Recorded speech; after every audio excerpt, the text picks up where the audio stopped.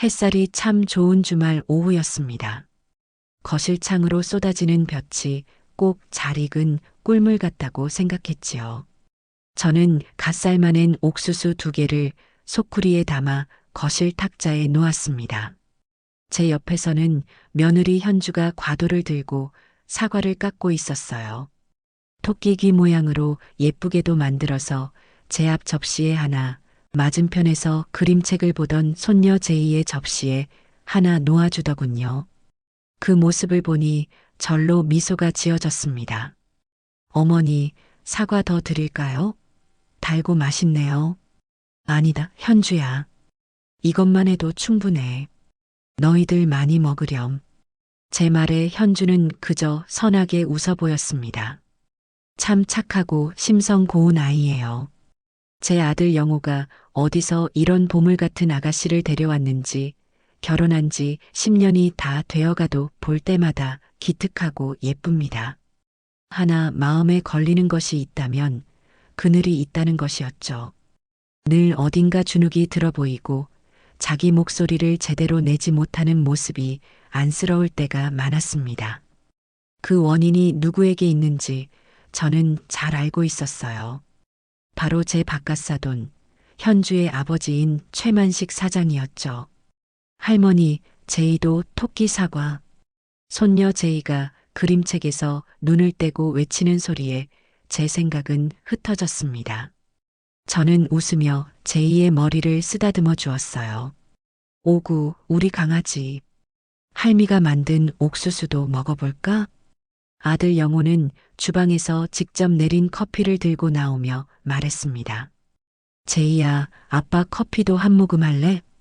에이 여보, 애한테 무슨 커피를 줘요? 현주가 웃으며 핀잔을 주자 영호는 넉살 좋게 제 잔을 제 앞에 내려놓았습니다. 어머니 드시라고 내렸죠. 현주 씨가 요즘 노래를 부르는 카페, 딱 이런 원두 쓰면 좋겠다 싶어서 한번 사봤어요. 그 말에 현주의 얼굴이 환하게 밝아졌습니다. 얼마 전부터 현주는 작은 카페를 하나 차리고 싶어 했어요.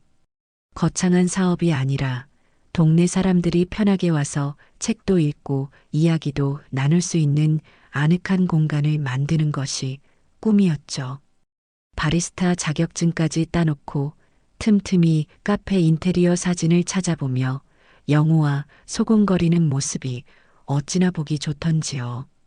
정말 향 좋다. 어디 한번 맡아봐요. 현주가 커피잔에 코를 가까이 대자 영호가 흐뭇하게 아내를 바라보며 말을 이었습니다. 창가에는 작은 화분들을 쭉 놓고 우리가 직접 만든 빵도 조금씩 구워서 파는 거예요. 어머니, 괜찮지 않아요? 그럼 아주 좋고 말고. 너희들이 좋으면 나는 다 좋다. 저는 진심으로 아이들의 꿈을 응원했습니다. 평생 억척같이 시장에서 장사하며 자식들 뒷바라지만 한 저였어요. 그래서 제 아들만큼은 하고 싶은 일하면서 사랑하는 아내와 오순도순 행복하게 살기를 바랐습니다. 문제는 역시 돈이었죠. 빠듯한 살림에 가게를 열 만한 목돈이 있을 리 만무했습니다. 아이들도 그 사실을 알기에 그저 막연한 꿈처럼 이야기할 뿐이었어요. 그 모습을 보니 제 마음 한구석이 조금 아려왔습니다. 며칠이 지난 평일 저녁이었습니다. 퇴근한 아들 내외와 함께 저녁을 먹고 있는데 현주가 무언가 할 말이 있는 듯 몇 번이나 입술을 달싹이다 말더군요. 밥을 다 먹고 설거지까지 마친 후에야 현주는 과일을 내오며 어렵게 입을 열었습니다. 어머니, 저 드릴 말씀이 있어요. 그래, 현주야. 무슨 일이니? 편하게 말해보렴. 저는 일부러 더 따뜻한 목소리로 말해주었습니다. 현주는 제 옆에 조심스럽게 앉아 한참을 망설였습니다. 영호가 그런 아내의 어깨를 가만히 감싸주며 용기를 북돋아 주었죠. 저기 아버지가 사주신 차 있잖아요. 응, 그 하얀 외제차 말이니? 네. 그 차를 팔면 어떨까 해서요. 저는 순간 현주의 얼굴을 찬찬히 뜯어보았습니다. 그 차는 3년 전 현주가 제1을 낳았을 때 바깥 사돈이 내 딸 고생하는데 손녀 태우고 다니려면 좋은 차가 있어야지 하며 떡하니 사준 것이었습니다. 하지만 그건 현주를 위한 선물이 아니었어요. 사돈 최만식의 과시욕을 채우기 위한 도구에 불과했죠. 차는 덩치만 컸지. 이제 막 운전을 시작한 현주에게는 부담스럽기 그지없었습니다. 좁은 아파트 주차장에 넣을 때마다 쩔쩔맸고 행여 긁히기라도 하면 수리비가 무서워 제대로 몰고 나가지도 못했어요. 보험료며 세금이며 한 달에 나가는 돈만 해도 웬만한 월급쟁이 용돈보다 많았고요. 그야말로 애물단지였습니다. 그 차 팔아서 가게 보증금에 보태면 어떨까 하고 영호 씨랑 이야기해 봤어요. 현주는 제 눈치를 살피며 말끝을 흐렸습니다. 마치 큰 죄라도 짓는 사람처럼요. 저는 그런 며느리가 안쓰러워 손을 꼭 잡아주었습니다. 아주 좋은 생각이다. 현주야, 잘 결정했어. 정말요, 어머니? 그럼 물건이 사람을 부리는 게 아니라 사람이 물건을 부려야지. 너희들한테 집만 되는 물건은 없는 것보다 못한 거란다. 그 돈으로 너희들 꿈을 이룰 수 있다면 망설일 이유가 없지. 바깥사돈께는 내가 나중에 잘 말씀드리면 돼. 너무 걱정하지 마라. 제 단호한 말에 현주의 얼굴에 그제야 화색이 돌았습니다. 영호도 안도의 한숨을 내쉬며 고개를 끄덕였죠. 감사합니다, 어머니. 어머니가 허락 안 해주실까봐 걱정했어요. 내가 왜 허락을 안 하겠니? 너희들 인생인데. 당장 중고차 시장에 내놓고 가격이나 한번 알아봐라. 제값 받고 팔아야지. 제 말에 신이 난 아들 내외는 곧바로 휴대폰을 꺼내 중고차 시세를 알아보기 시작했습니다. 두 사람이 제잘거리며 기뻐하는 모습을 보니 제 마음도 덩달아 가벼워지는 듯 했습니다. 모처럼 우리 세 식구의 웃음소리가 밤늦도록 거실을 가득 채웠습니다. 그리고 바로 다음 날 지옥 같은 전화가 걸려오기 전까지 저는 그 평화가 얼마나 소중한 것이었는지 미처 알지 못했습니다. 저녁장을 보고 집에 돌아와 막 된장찌개를 셔치고 있는데 아들 영호에게서 전화가 걸려왔습니다. 평소 같으면 어머니 저녁 드셨어요? 하고 명랑하게 물어올 아이인데 수화기 너머에서는 아무 소리도 들리지 않았어요. 영호야, 왜 말이 없니? 무슨 일 있어? 어머니. 한참 만에 들려온 아들의 목소리는 물에 젖은 솜처럼 축 처져 있었습니다. 무언가 심상치 않은 일이 벌어졌음을 직감했죠. 어머니, 저 지금 장인어른 댁에 와 있는데요. 그래, 무슨 일로? 차가 어제 팔렸거든요. 그래서 장인어른께 말씀드리러 왔는데 영호는 말을 잇지 못하고 숨을 삼켰습니다.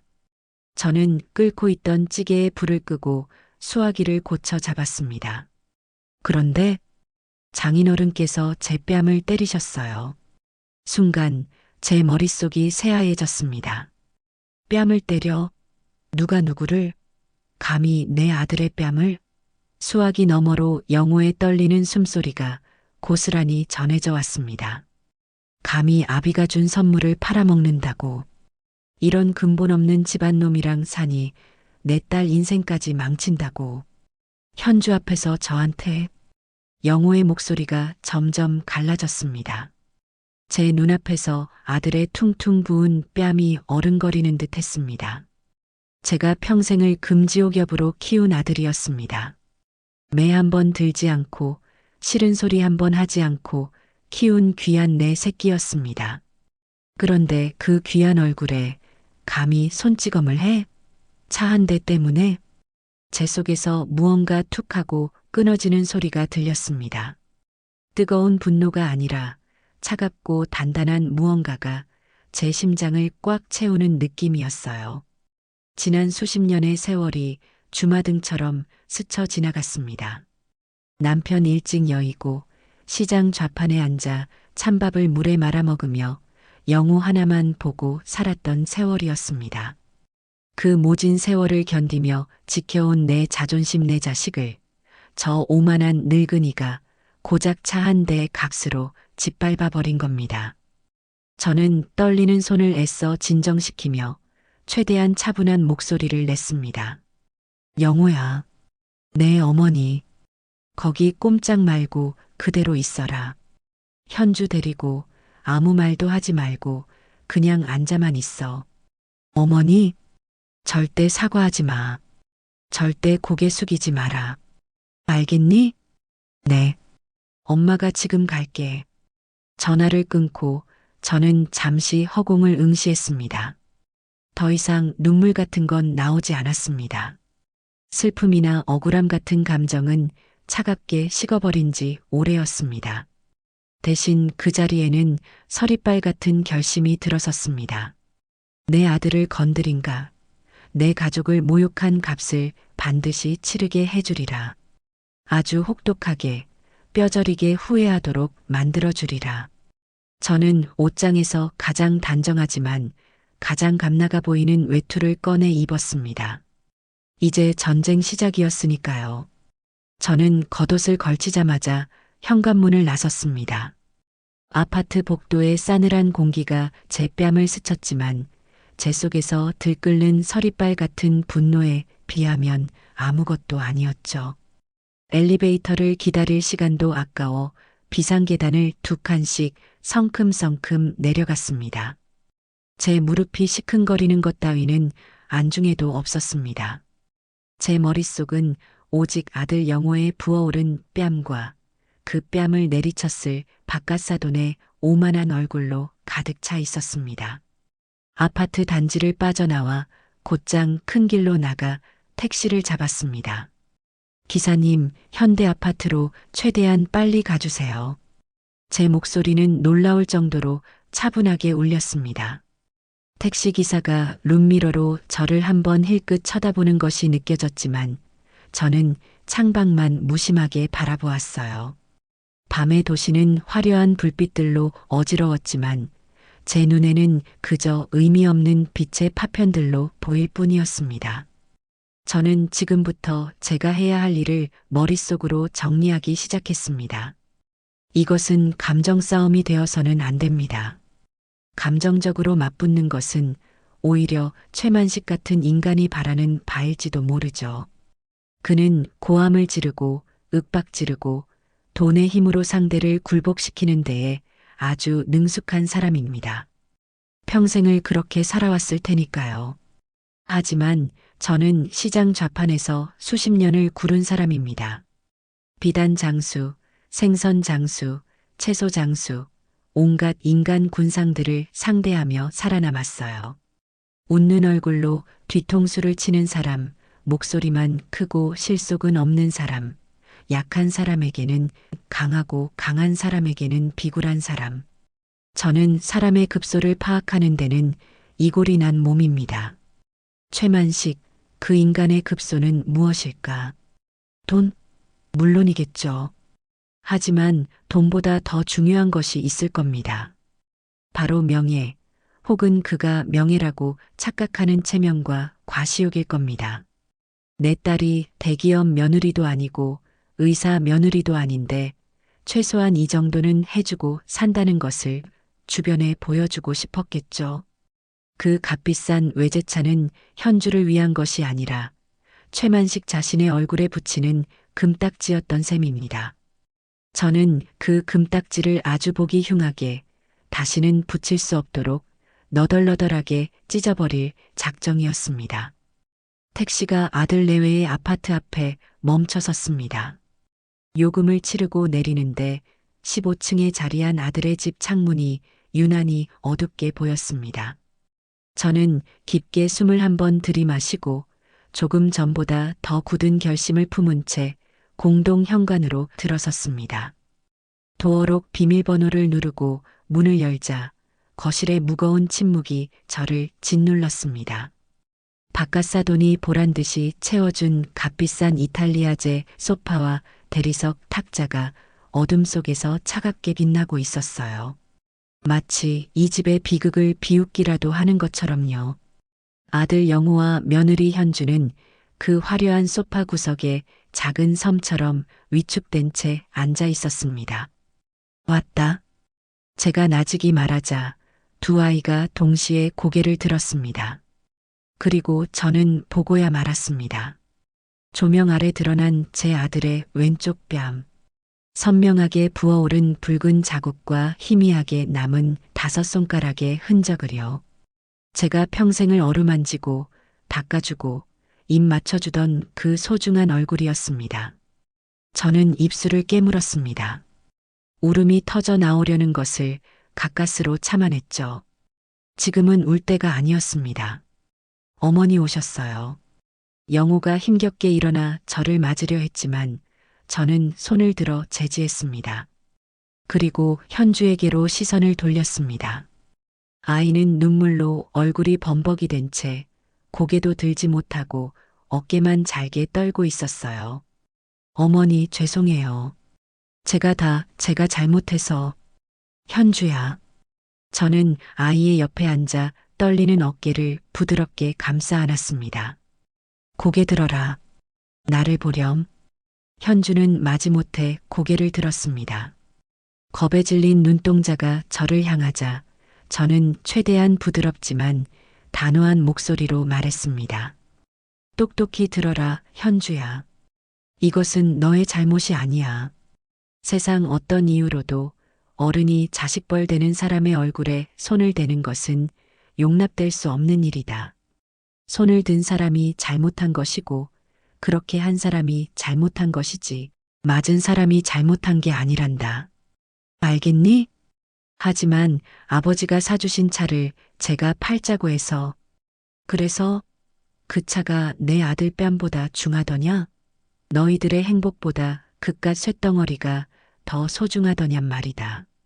너는 내 며느리이기 이전에 내 딸이다. 나는 내 딸이 그런 낡고 거지 같은 가치관 아래서 기죽어 사는 것을 더는 못 본다. 이제부터 이 일은 너희들의 일이 아니야. 이 집안의 어른인 이 김미연의 일이다. 제 말에 현주의 눈에서 또다시 굵은 눈물이 뚝뚝 떨어졌습니다. 하지만 그 눈물은 아까와는 조금 다른 서러움과 안도가 뒤섞인 눈물처럼 보였습니다. 저는 그런 며느리의 등을 한참 동안 말없이 토닥여 주었습니다. 잠시 후 저는 아이들을 바로 앉히고 물었습니다. 영호야, 장인어른이 뭐라고 하시면서 때리시더냐? 빼놓지 말고 아주 자세하게 토씨 하나 틀리지 말고 나에게 다 말해보거라. 영호는 잠시 망설이다가 제가 단호한 눈빛으로 재촉하자 마지못해 입을 열었습니다. 그가 전한 이야기는 제 예상보다 훨씬 더 모욕적이었습니다. 최만식은 차를 팔았다는 말을 듣자마자 눈이 뒤집혀서 이 근본도 없는 놈, 내가 내 딸 고생하지 말라고 사준 차를 감히 팔아먹어? 라며 고함을 질렀다고 합니다. 현주가 옆에서 말리자 너는 가만히 있어. 이런 놈팽이랑 사니까 너까지 물들어서 애비 속을 뒤집는 거다.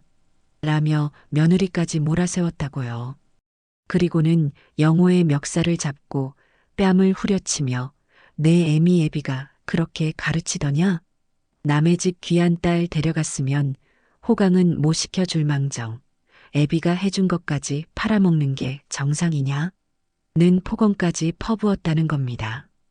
이야기를 다 듣고 난 제 심장은 얼음장처럼 차가워졌습니다. 근본? 제 아들이 근본이 없다고 했습니다. 남편 일찍 여의고 홀로 자식 키운 저를 싸잡아 모욕한 것이나 다름없었습니다. 좋습니다. 근본 없는 집안의 어미가 그 잘난 근본을 가진 사돈의 집안을 뿌리부터 어떻게 뒤흔들어 놓는지 똑똑히 보여주기로 마음먹었습니다. 저는 그 자리에서 바로 휴대폰을 들었습니다. 시장에서 장사할 때부터 알고 지내던 박 사장에게 전화를 걸었죠. 그는 부동산 중개업을 오래 해서 지역의 웬만한 회사 사정은 훤히 꿰고 있는 사람이었습니다. 여보세요? 박 사장, 나 김 여사야. 밤늦게 미안하네. 아이고, 김 여사님, 이 시간에 웬일이십니까? 별일 없으시죠? 다름이 아니라 뭐 좀 물어볼 게 있어서. 혹시 김봉건설 최만식 사장이라고 하나? 김봉건설요? 알다마다요. 요즘 공공도서관 신축 공사단에서 아주 기세등등하지 않습니까? 왜요? 그 양반이 뭐 문제라도 일으켰습니까? 역시나 도서관 공사가 그의 가장 큰 자부심이었습니다. 아니, 그냥 좀 궁금해서. 그 사람 평판은 어떤가?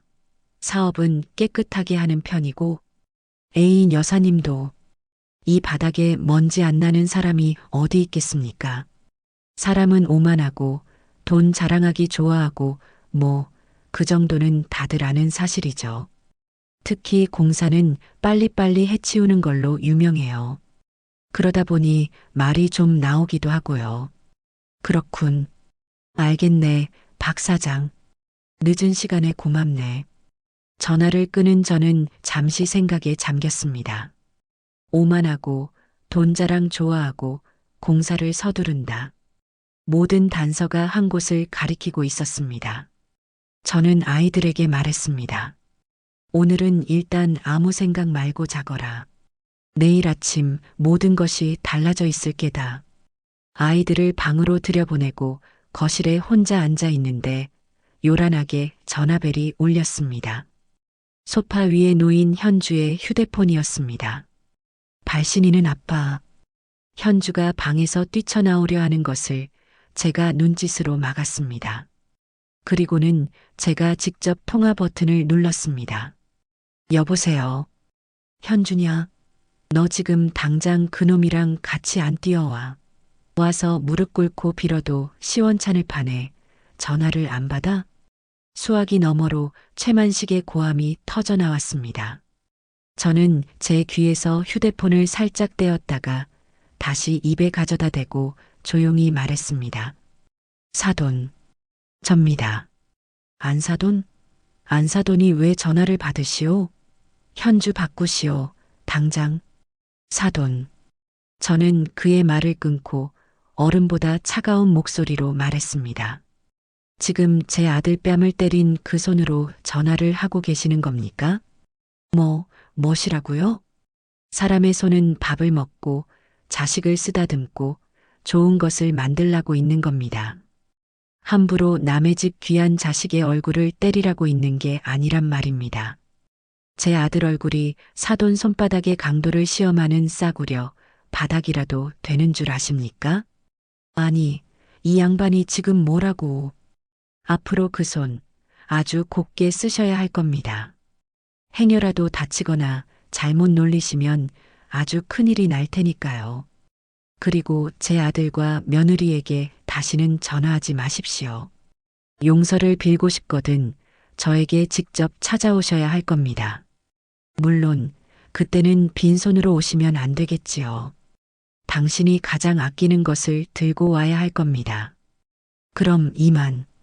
저는 최만식이 무어라 더 소리치기 전에 전화를 끊어버렸습니다.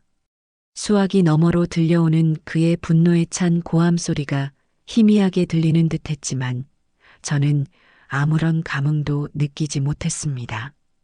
그저 고요한 거실에 앉아 창밖의 어둠을 바라볼 뿐이었죠. 이제 주사위는 던져졌고 전쟁은 시작되었습니다. 그리고 이 전쟁의 승자는 처음부터 정해져 있었습니다. 다음 날 아침 저는 평소보다 일찍 잠에서 깼습니다. 밤새 한숨도 자지 못했지만 정신은 오히려 맑았습니다. 부엌으로 가 쌀을 씻어 밥을 안치고 어젯밤의 분노로 들끓던 속을 가라앉히기 위해 시원한 콩나물국을 끓이기 시작했죠. 아들 내외는 아직 방에서 나오지 않고 있었습니다. 아마 어젯밤의 충격으로 잠을 설쳤을 겁니다. 저는 아이들이 조금이라도 더 쉬게 해주고 싶었습니다. 아침 식사를 마친 후 저는 시장에 갈 때나 입던 낡은 점퍼와 편한 운동화 차림으로 집을 나섰습니다. 값비싼 외투는 어제부로 제 역할이 끝났습니다.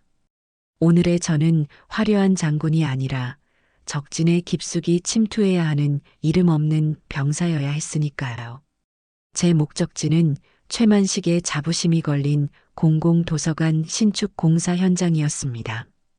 지하철과 버스를 갈아타고 도착한 공사 현장은 이른 아침부터 분주하게 돌아가고 있었습니다.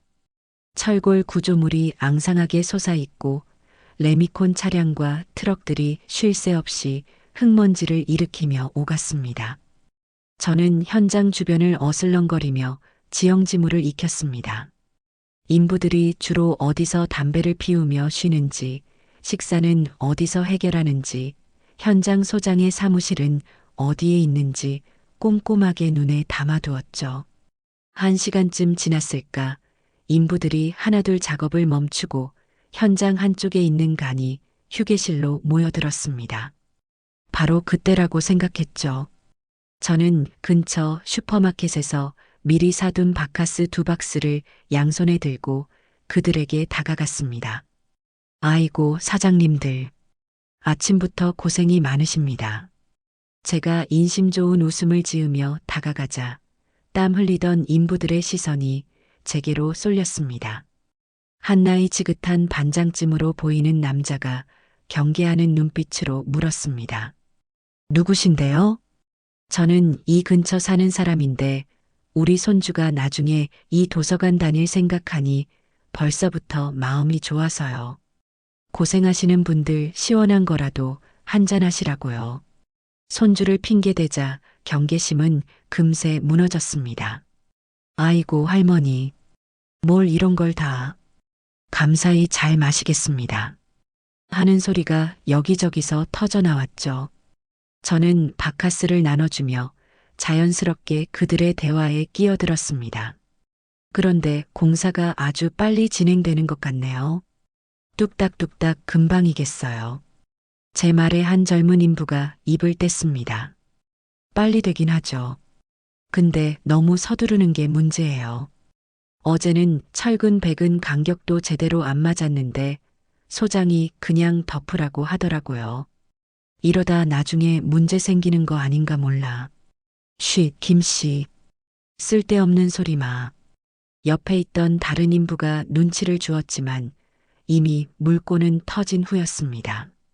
제가 걱정스러운 표정으로 어머나 정말요? 세금으로 짓는 건물인데 그러면 안 되잖아요.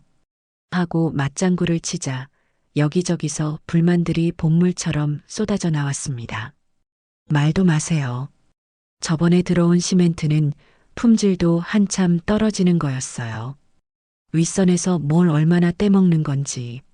안전모도 제대로 안 주고 안전망도 형식적으로 쳐놓은 게 다예요. 이러다 누구 하나 떨어져도 이상하지 않을 판입니다. 저는 그들의 말을 하나하나 귀에 새기며 고개를 끄덕였습니다. 역시나 제 예상이 맞았습니다. 최만식은 공사 기간을 단축하고 자재비를 아껴 이윤을 극대화하고 있었던 겁니다. 공공의 안전과 시민의 혈세 따위는 안중에도 없는 탐욕스러운 장사치에 불과했죠. 이야기를 듣던 중 저는 한쪽 구석에서 말없이 담배만 피우고 있는 젊은 청년을 발견했습니다. 다른 인부들의 불평에 동조하지도 않고 그저 씁쓸한 표정으로 허공만 바라보고 있었죠. 저는 그 청년에게 다가가 바카스 한 병을 건넸습니다. 총각은 왜 아무 말이 없어? 무슨 힘든 일이라도 있나? 청년은 저를 한번 힐끗 보더니 다시 고개를 돌리며 짧게 말했습니다. 저는 이제 곧 그만둘 거라서요. 아니 왜?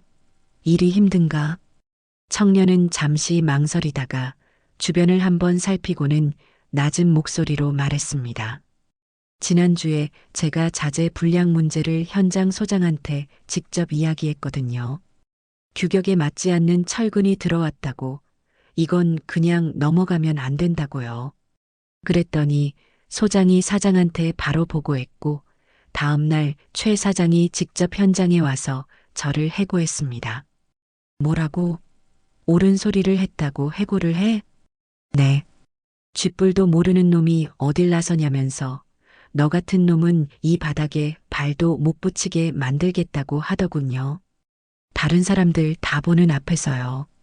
청년의 목소리에는 깊은 억울함과 체념이 섞여 있었습니다. 저는 그의 눈을 똑바로 바라보며 말했습니다. 총각, 이름이 뭔가? 김민준입니다. 민준 총각. 억울하지도 않나? 그렇게 당하고 가만히 있을 건가? 억울하다고 뭘 어쩌겠어요.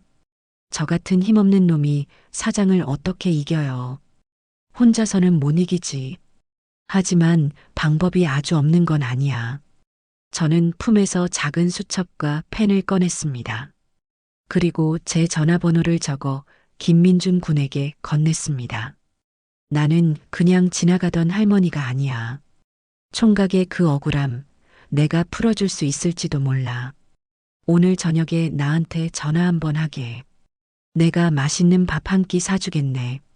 김민준 군은 반신반의하는 표정으로 제가 건넨 쪽지를 받아들었습니다. 저는 그의 어깨를 툭툭 두드려주고는 다른 인부들에게 인사를 건네고 조용히 현장을 빠져나왔습니다. 이제 가장 강력한 무기가 될 내부 고발자를 확보한 셈이었습니다. 그날 저녁 약속대로 김민준 군에게서 전화가 왔습니다.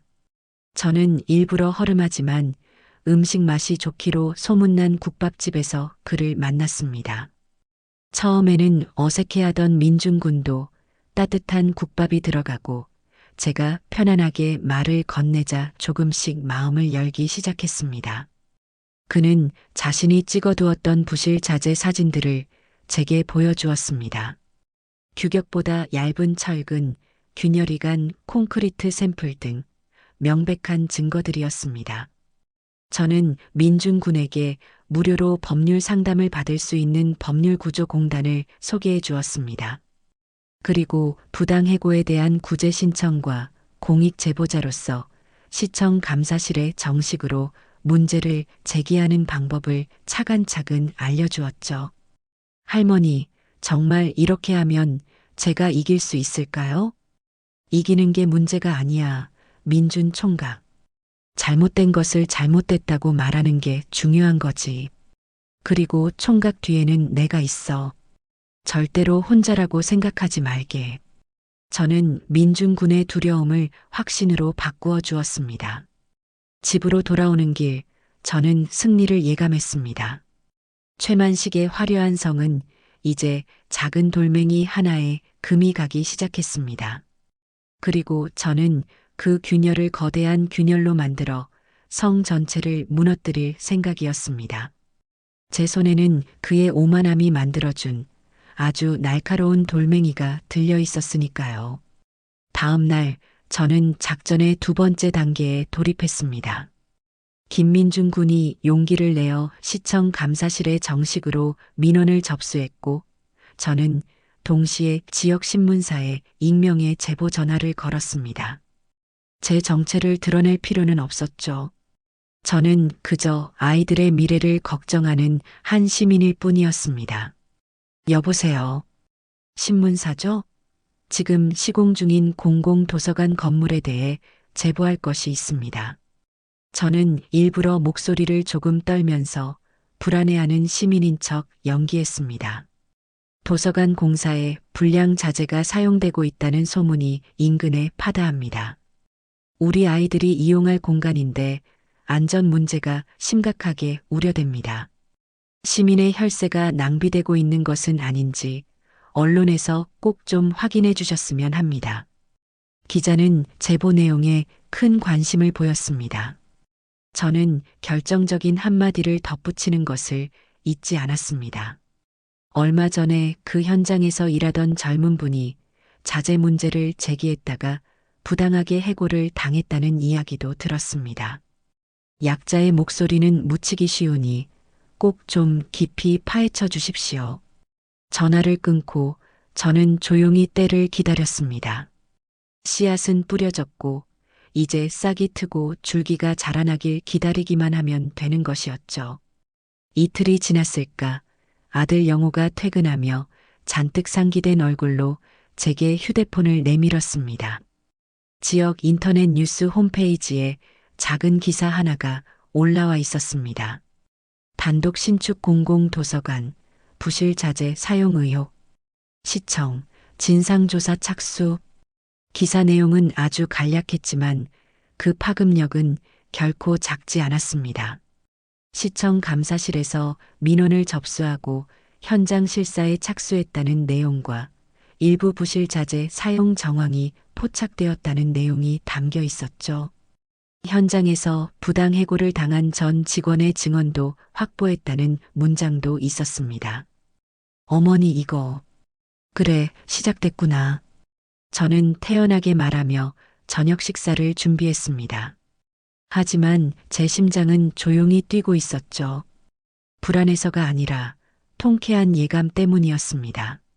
아니나 다를까 저녁 식사가 끝나기도 전에 최만식에게서 전화가 걸려왔습니다. 이번에는 제 휴대폰으로 직접 전화를 걸었더군요. 안사돈, 지금 이게 다 무슨 짓입니까? 첫마디부터 고함이었습니다. 저는 수저를 조용히 내려놓고 영호와 현주에게 괜찮다는 눈짓을 보낸 뒤 자리에서 일어나 베란다로 나갔습니다.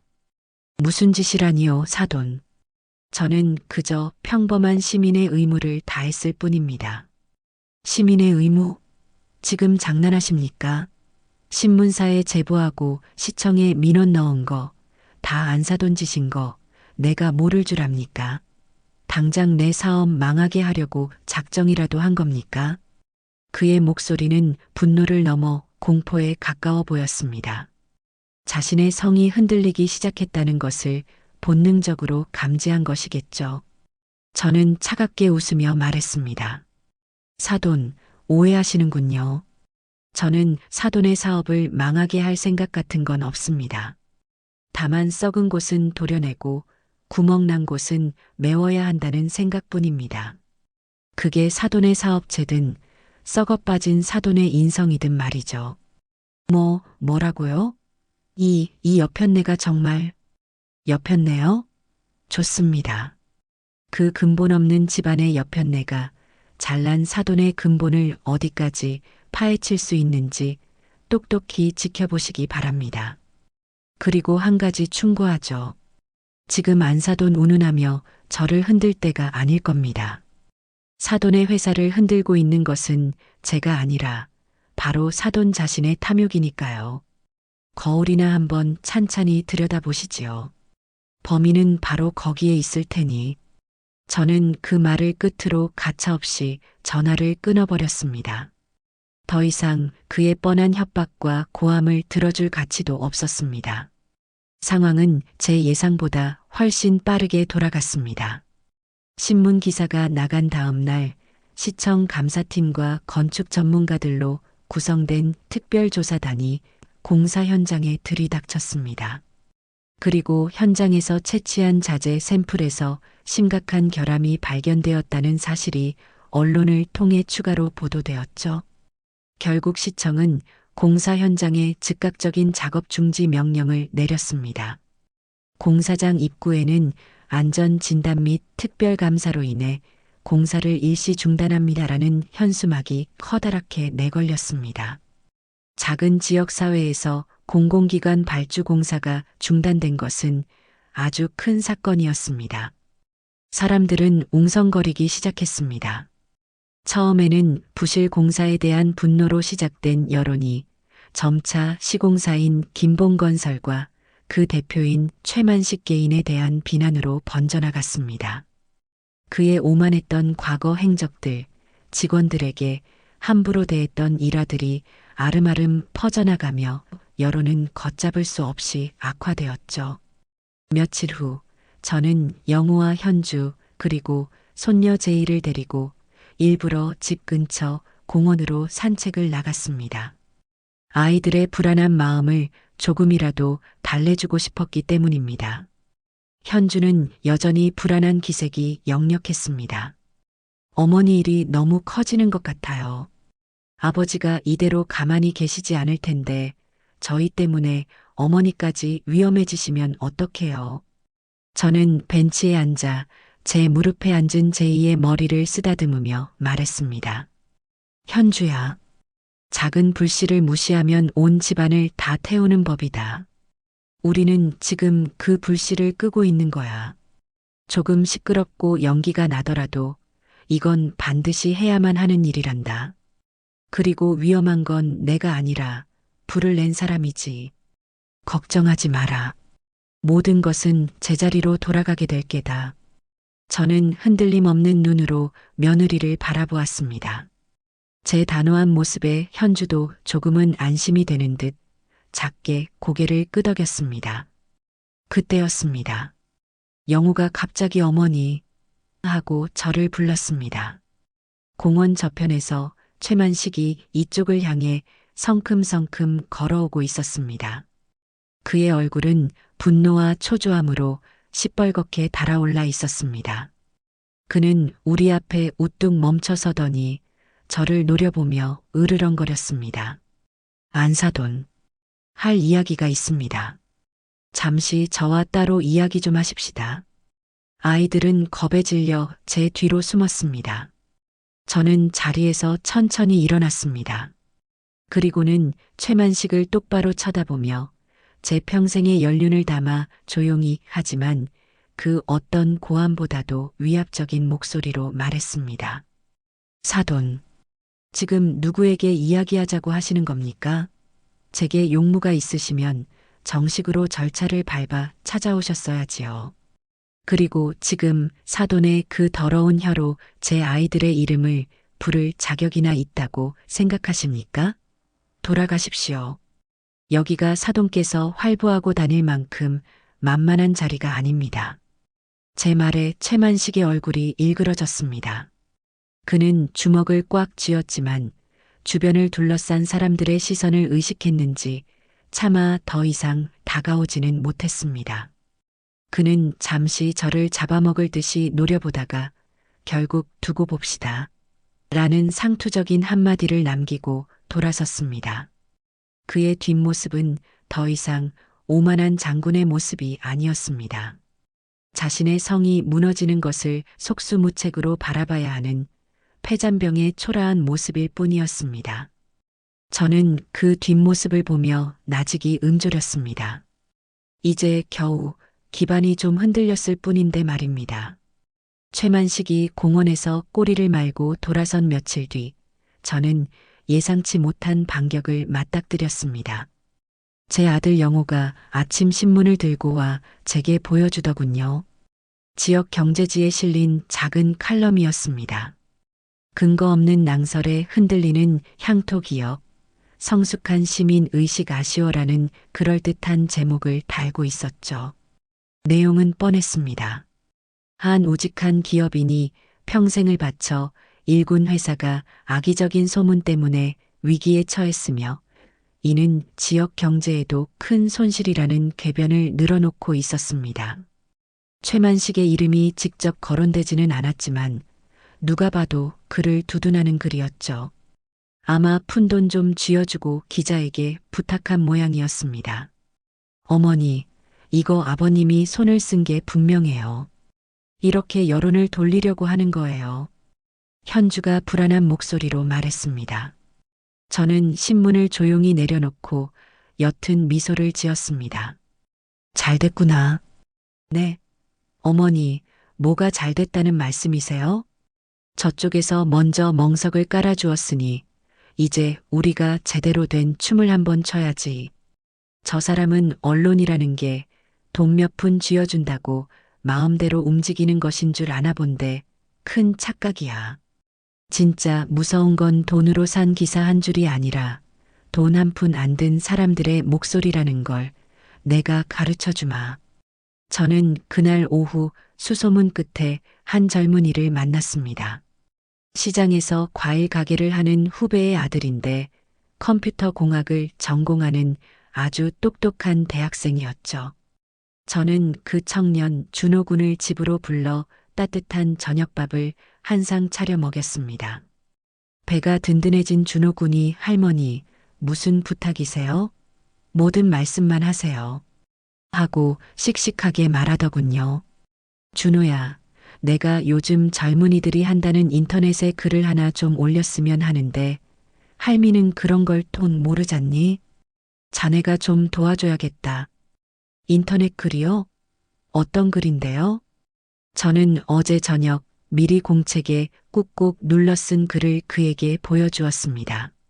그것은 철저하게 제 며느리 현주의 입장에서 쓴 이야기였습니다.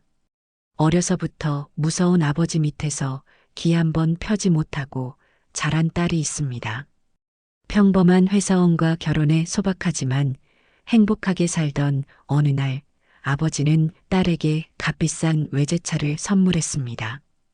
딸에게는 분에 넘치는 선물이었지만 아버지의 체면을 위해 고맙게 받았습니다. 하지만 그 차는 기쁨이 아니라 짐이었습니다. 유지비는 월급의 상당 부분을 차지했고 행여 긁힐세라 마음 편히 몰고 다니지도 못했습니다. 그러던 중 딸과 사위는 작은 카페를 열어보자는 소박한 꿈을 꾸게 되었습니다. 꿈을 이루기 위해 용기를 내어 애물단지였던 차를 팔았습니다. 그 사실을 알게 된 아버지는 사위를 자신의 집으로 불러 딸이 보는 앞에서 뺨을 때리고 근본 없는 집안이라는 모욕적인 말까지 퍼부었습니다. 꿈을 위해 내디딘 첫걸음이 아버지의 손찌검에 산산조각이 나버렸습니다. 저희 아빠 정말 저희를 위해서 이러시는 걸까요? 준호 군은 제 글을 다 읽더니 눈을 동그랗게 뜨고 저를 바라보았습니다. 할머니, 이거 정말 너무하시네요. 그 아빠라는 분. 그렇지? 이 이야기를 인터넷에 올려서 많은 사람이 좀 봤으면 좋겠구나. 어느 곳에 올려야 사람들이 가장 많이 볼 수 있겠니? 준호 군은 잠시 고민하더니 무릎을 쳤습니다. 할머니, 네이트판이라는 곳이 있어요. 거기에 올리면 딱이에요. 이런 사연 올라오면 사람들 관심이 엄청나거든요. 기자들도 눈팅 많이 하고요. 제가 제목을 좀 더 자극적으로 바꿔서 올려볼게요. 저는 준호 군에게 모든 것을 맡겼습니다.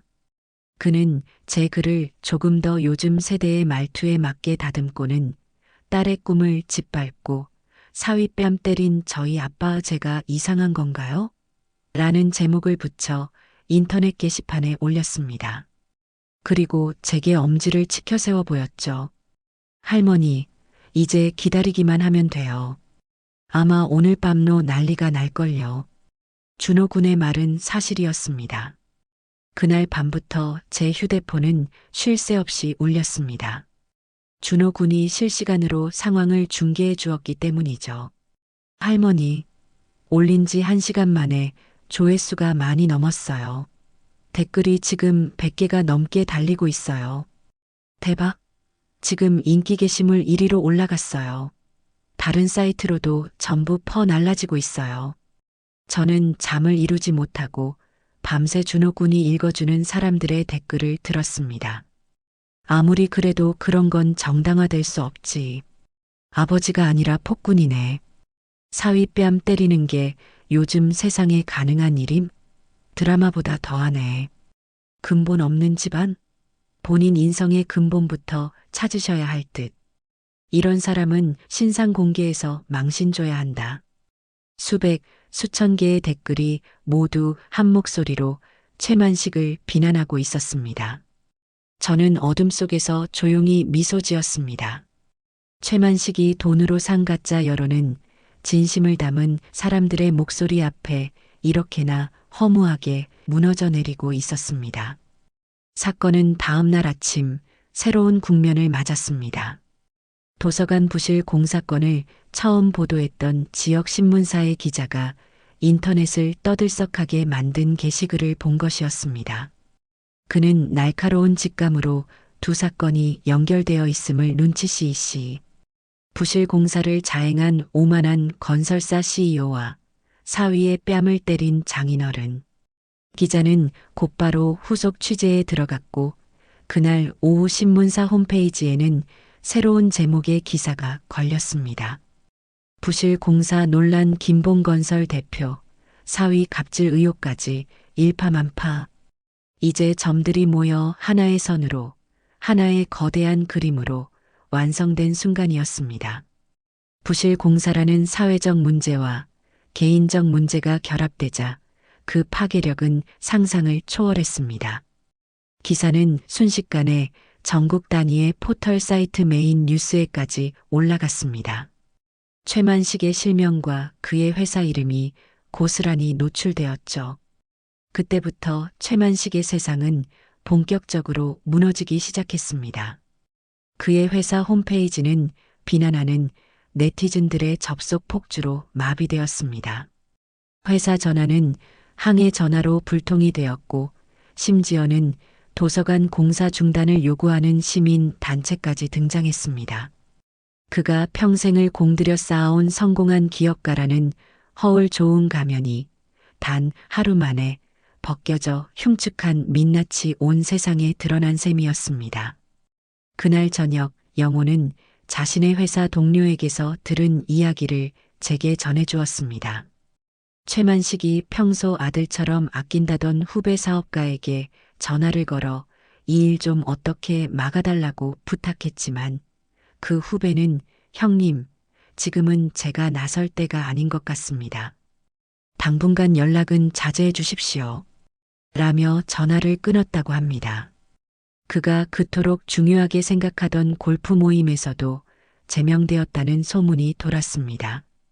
철저하게 고립되고 있었던 겁니다. 저는 창밖을 내다보았습니다. 세상은 어제와 똑같이 평온해 보였지만 보이지 않는 곳에서는 한 오만한 남자의 세계가 뿌리째 흔들리고 있었습니다. 저는 아직 끝나지 않았다고 생각했습니다. 이것은 그가 치러야 할 대가의 시작에 불과했으니까요. 그는 이제 자신이 가장 두려워하는 것, 바로 추락을 온몸으로 겪게 될 것이었습니다. 여론의 십자포화를 맞은 최만식의 회사는 그야말로 풍전등화의 신세가 되었습니다. 공사가 중단되면서 하루가 다르게 막대한 지체 보상금이 쌓여갔고 주거래 은행에서는 대출금의 조기 상환을 요구하기 시작했다는 소식이 들려왔습니다. 함께 사업을 하던 협력업체들은 귀신같이 알고는 납품 대금을 현금으로만 받겠다며 등을 돌렸다고 했죠. 모래 위에 지은 성이 파도 한 번에 허물어지듯 그의 부는 신기루처럼 흩어지고 있었습니다. 저는 그 소식을 들으면서도 조금의 동요도 하지 않았습니다. 그저 제가 해야 할 다음 일을 묵묵히 준비할 뿐이었죠. 저는 주말을 맞아 제 형제자매들을 모두 집으로 불렀습니다. 과묵하지만 속정 깊은 제 남동생 내외, 괄괄하지만 누구보다 저를 위하는 여동생 내외까지 온 가족이 오랜만에 한자리에 모였습니다. 물론 영호와 현주도 함께였죠. 누님, 그 못돼 먹은 사돈 영감 가만두실 겁니까? 말씀만 하십시오. 제가 당장이라도 쫓아가서 멱살이라도 잡고 사과를 받아내겠습니다. 성질 급한 남동생이 팔을 걷어붙이며 말했습니다. 저는 웃으며 동생을 말렸습니다. 됐다.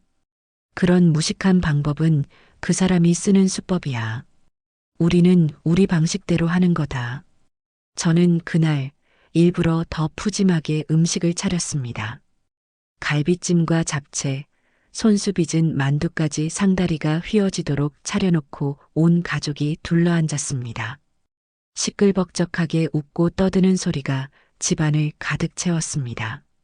제 동생들은 번갈아 가며 영호의 어깨를 두들겨 주었고 올케와 여동생은 현주의 손을 잡고 그동안 마음고생이 얼마나 심했냐며 위로를 건넸습니다. 현주는 처음에는 어색해했지만 자신을 진심으로 걱정하고 아껴주는 시댁 식구들의 따뜻함에 조금씩 마음을 여는 듯 했습니다. 밥을 먹다 말고 조용히 눈물을 훔치는 며느리의 모습을 저는 놓치지 않고 보았습니다. 아마 태어나서 처음으로 느껴보는 가족의 울타리였을 겁니다. 강압과 통제, 그리고 조건부의 사랑이 아니라 그저 존재만으로도 서로에게 힘이 되어주는 진짜 가족의 모습 말입니다. 제가 이 자리를 만든 진짜 이유가 바로 그것이었습니다. 현주에게 이제 당신의 진짜 가족은 여기라고, 그러니 더 이상 두려워하지 말라고 온몸으로 보여주고 싶었습니다. 그날 밤 모두가 돌아가고 난 뒤 현주가 조용히 제게 다가와 말했습니다. 어머니, 오늘 정말 감사했습니다. 꼭 꿈을 꾼 것 같아요. 꿈이 아니야. 이게 진짜 내 가족이다, 현주야. 저는 며느리의 손을 따뜻하게 잡아주었습니다. 바로 그때 기적 같은 일이 일어났습니다. 현주의 휴대폰이 다시 한번 울렸습니다. 이번에도 발신인은 아빠가 아닌 엄마였습니다. 현주의 어머니, 즉 제 안사돈이었습니다. 현주는 겁을 먹고 제 눈치를 보았지만 저는 받으라는 듯 고개를 끄덕였습니다. 여보세요? 엄마. 현주는 떨리는 목소리로 전화를 받았습니다. 수화기 너머로 안사돈의 흐느끼는 목소리가 희미하게 들려왔습니다. 한참을 울기만 하던 안사돈은 이윽고 믿을 수 없는 말을 꺼냈습니다. 현주야, 내 시어머니 잠깐 바꿔줄 수 있겠니? 저는 현주에게서 건네받은 휴대폰을 귀에 댔습니다. 접니다, 사부인. 안사돈 죄송합니다. 제가 면목이 없습니다. 안사돈은 말을 잇지 못하고 흐느꼈습니다. 평생을 남편의 위세에 눌려 그림자처럼 살아온 사람이었습니다. 딸이 아버지에게 고통받는 것을 알면서도 그저 모른 척 눈 감는 것으로 자신을 지켜온 비겁한 어미였죠. 하지만 그녀 역시 한계에 다다른 모양이었습니다. 그이가 요즘 제정신이 아니에요. 사업이 힘들어지니 집에서 저한테까지 손찌검을 하려고 합니다. 모든 게 다 너희들 탓이라면서 현주를 가만두지 않겠다고. 어제는 술에 취해서 칼을 찾기도 했어요. 안사돈 무서워요. 제발 그 사람 좀 멈춰주세요. 저는 안사돈의 절박한 목소리를 들으며 이 전쟁의 승부수가 어디에 있는지 깨달았습니다. 가장 견고해 보였던 적의 성벽이 바로 내부에서부터 무너져 내리고 있었습니다. 사부인, 저를 뭘 믿고 이런 말씀을 하시는 겁니까? 안사돈은 저 같은 사람과는 다른 분이니까요. 현주를 진심으로 아껴주시지 않습니까? 저는 평생을 그 사람에게서 도망치고 싶었지만 용기가 없었어요. 하지만 이제는 아니에요. 내 딸을 지키기 위해서라면 뭐든지 하겠습니다. 안사돈의 목소리는 더 이상 떨리지 않았습니다. 비겁한 아내의 목소리가 아닌 딸을 지키려는 어미의 단단한 목소리였습니다. 저는 잠시 침묵하다가 낮은 목소리로 말했습니다. 사부인, 혹시 박가사돈의 서재에 대해 아시는 것이 있습니까?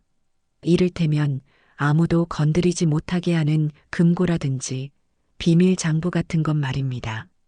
수화기 너머로 잠시 침묵이 흘렀습니다. 이윽고 안사돈이 결심한 듯 속삭였습니다. 있어요. 서재 안쪽 벽에 숨겨진 금고가 하나 있어요. 그리고 그 사람 개인 컴퓨터에 판도라라는 이름의 폴더가 하나 있는데 아마 이중 장부가 들어있을 겁니다. 제가 비밀번호를 알아낼 수 있어요. 저는 눈을 감았습니다. 판도라. 최만식은 스스로 제 무덤의 이름까지 정해놓은 셈이었습니다. 탈세와 비자금. 이것이야말로 그의 숨통을 단번에 끊어놓을 수 있는 가장 확실하고 치명적인 무기였습니다. 알겠습니다, 사부인. 준비가 되시면 다시 연락 주십시오. 하지만 명심하십시오.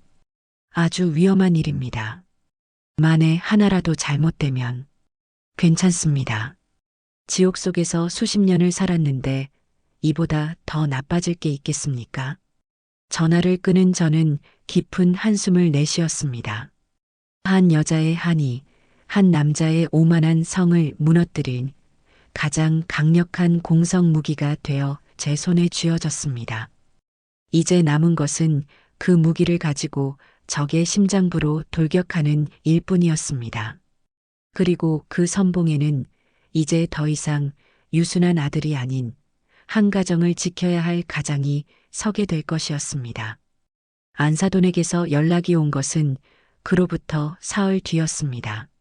남편이 지방 현장에 내려간 틈을 타 금고, 비밀번호와 컴퓨터 폴더, 암호를 알아냈다는 짧고 다급한 메시지였습니다.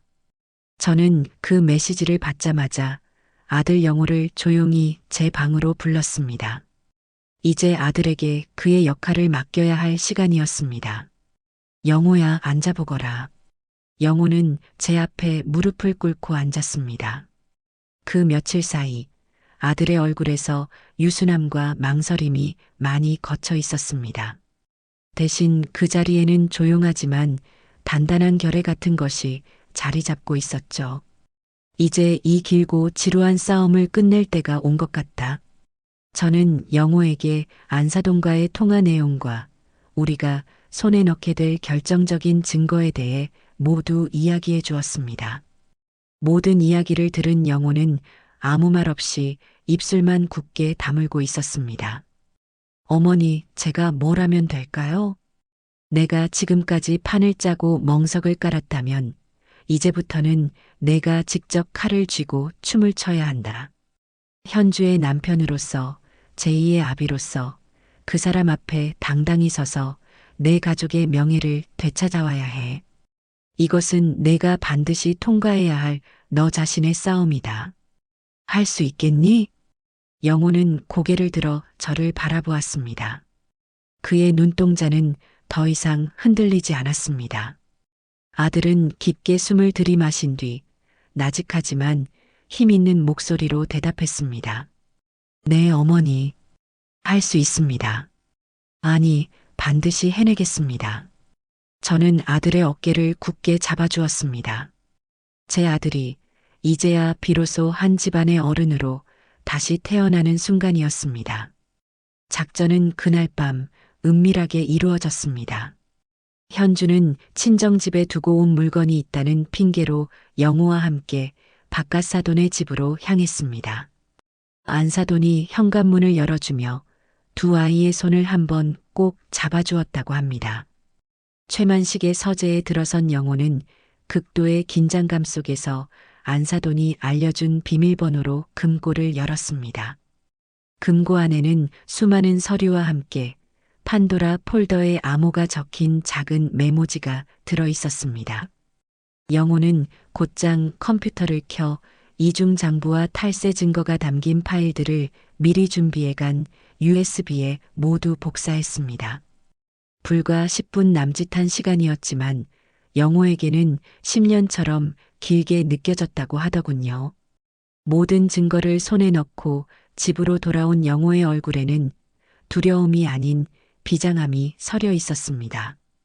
그는 제게 증거가 담긴 USB를 건네는 대신 자신의 주머니에 소중히 넣었습니다.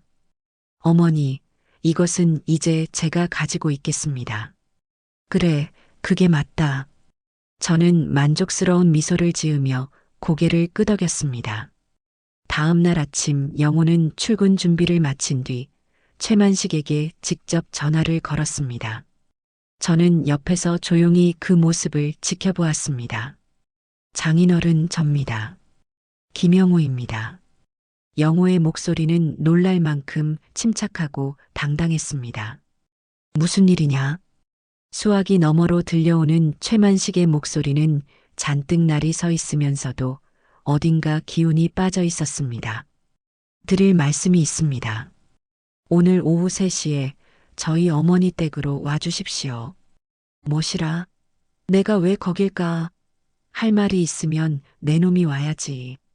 오고 안 오고는 장인어른께서 결정하실 일입니다.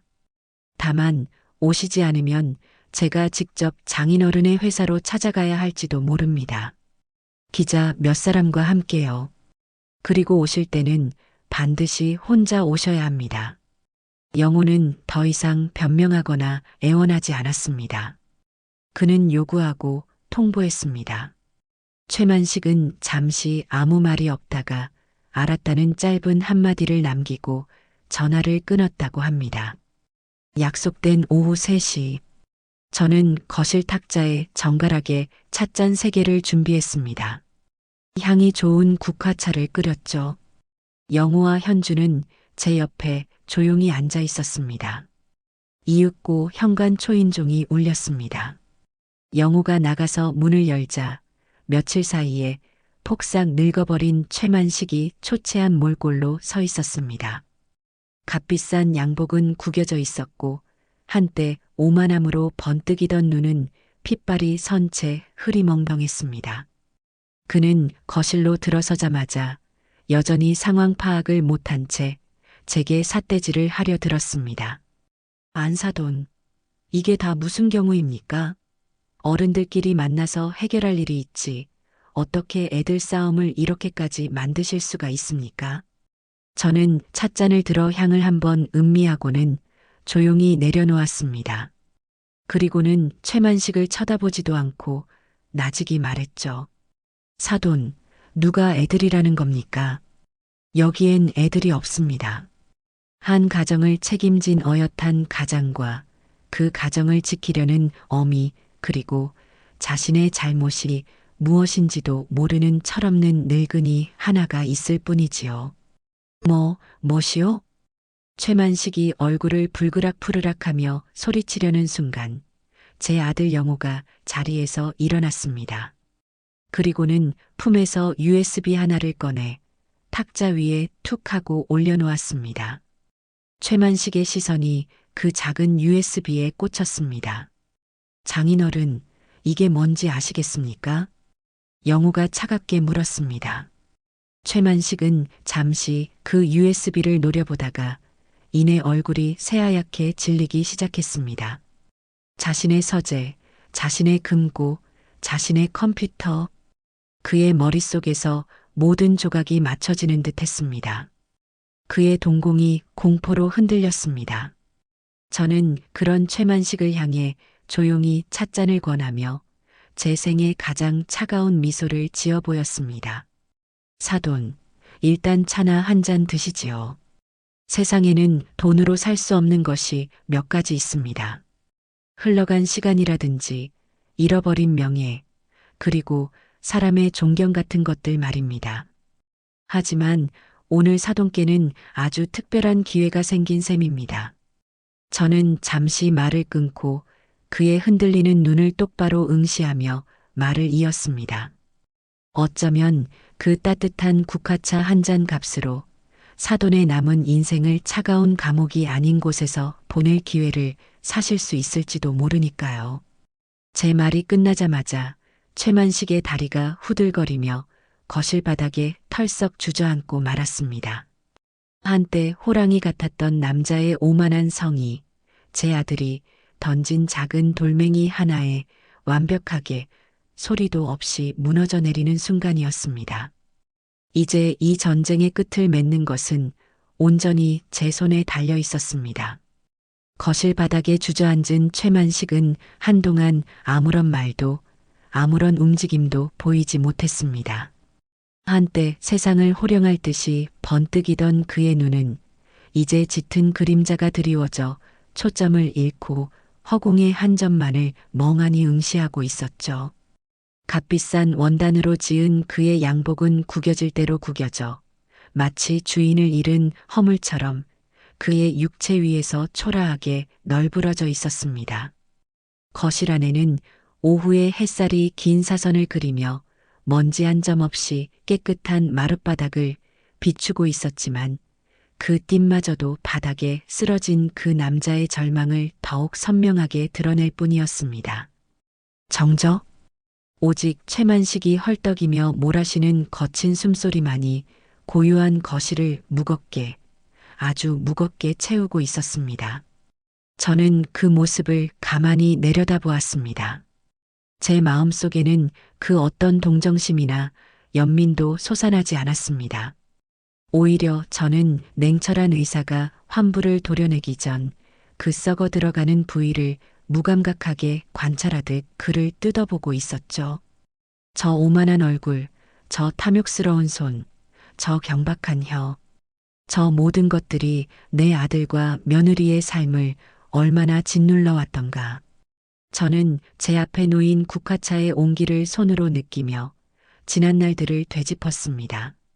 시장 좌판에서 손이 부르트도록 일하며 아들을 키웠던 세월, 그 아들이 처음으로 엄마라고 불렀던 순간의 벅찬 기쁨, 그리고 하얀 면사포를 쓴 현주의 손을 잡고 내 아들 옆에 나란히 세웠던 그날의 감사함까지 내 인생의 모든 소중한 장면들이 저 남자의 오만함 때문에 더럽혀질 뻔했던 겁니다.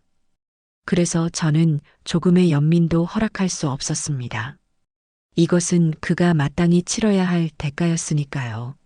제 며느리 현주는 두 손으로 입을 막은 채 자신의 아버지가 무너지는 모습을 차마 정면으로 바라보지 못하고 고개를 돌렸습니다.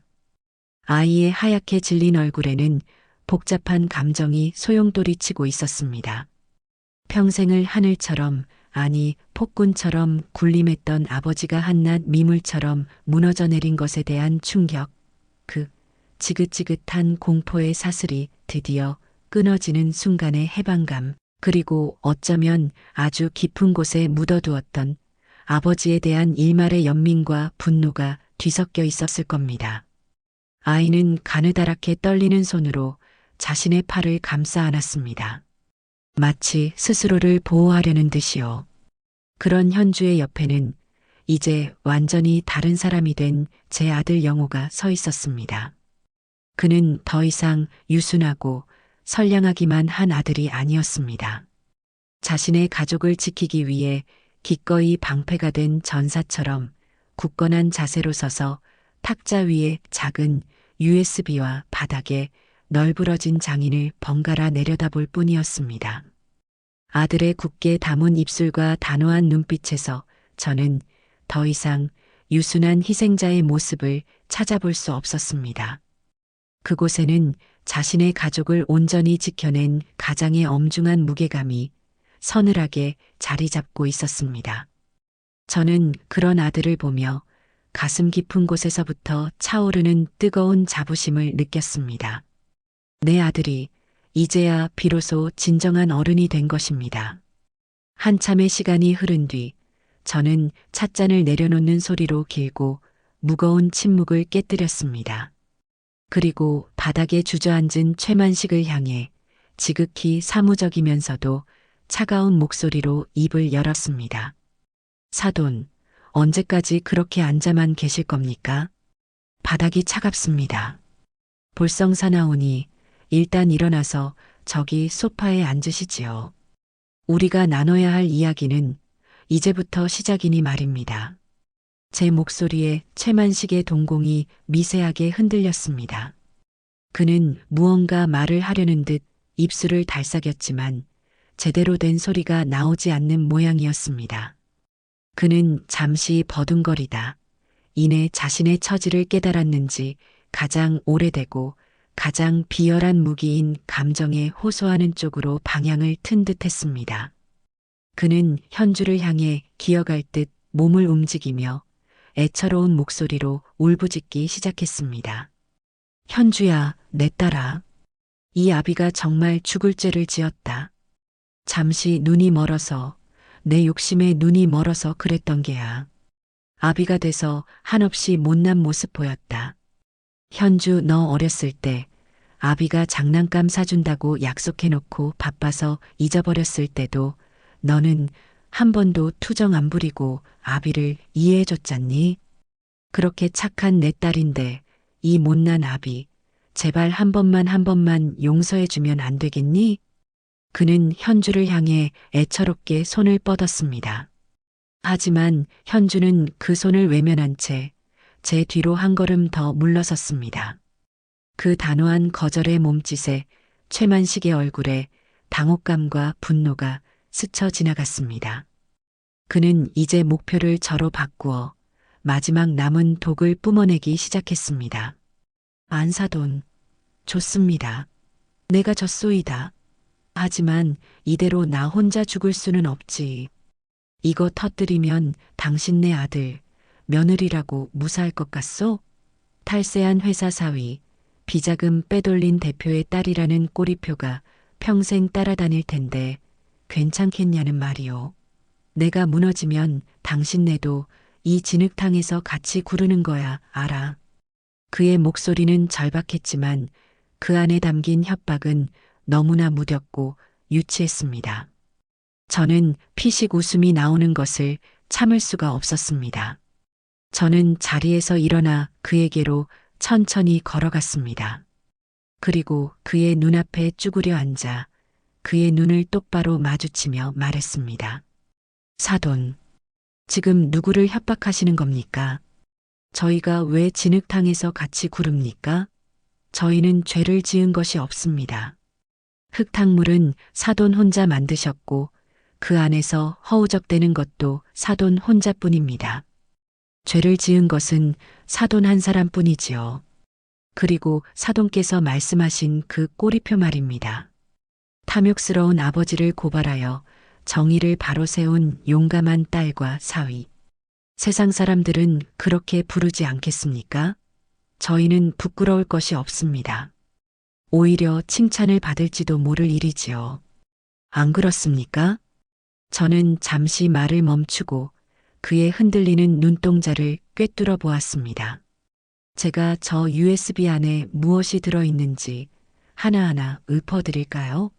지난 5년간의 법인세 탈루 내역, 공사 수주를 위한 시의원 박모 씨에게 건넨 뇌물 상납 리스트, 유령 직원 김철민이라는 이름을 내세워 조성한 12억 원의 비자금 조성 내역, 그리고 사돈께서 그토록 아끼시던 여비서, 오 모양의 이름으로 사들인 강남의 차명 오피스텔 등기부등본까지. 제가 뭘 더 말해야 하겠습니까? 사돈께서는 이미 이 사회에서 매장당하신 겁니다. 저희는 그저 그 매장될 구덩이의 깊이를 조절할 수 있을 뿐이지요. 제 입에서 구체적인 죄목들이 하나씩 나올 때마다 최만식의 얼굴은 하얗게, 더 하얗게 질려갔습니다. 그는 이제 자신이 완벽하게 발가벗겨졌음을, 그 어떤 변명이나 협박도 통하지 않는다는 사실을 깨달은 듯 했습니다. 그의 눈에서 마지막 저항의 불씨마저 꺼져버렸습니다. 그는 완전히, 그리고 완벽하게 무너졌습니다. 저는 자리에서 일어나 다시 제자리로 돌아왔습니다. 그리고는 미리 준비해둔 종이와 펜을 탁자 위에 올려놓았습니다. 그 소리에 그의 어깨가 움찔하는 것이 보였습니다. 이제 선택의 시간입니다, 사돈. 저희는 사돈께 3가지를 요구할 겁니다. 이 3가지를 모두 토씨 하나 틀리지 않고 받아들이신다면 저 USB는 제 서랍 속에서 영원히 잠자게 될 겁니다. 하지만 단 하나라도 거절하시거나 약속을 어기신다면 저는 내일 아침 가장 먼저 국세청과 검찰청 민원실에 저 USB를 등기우편으로 보내고 모든 언론사에 제보 자료를 뿌릴 겁니다. 선택은 사돈의 몫입니다.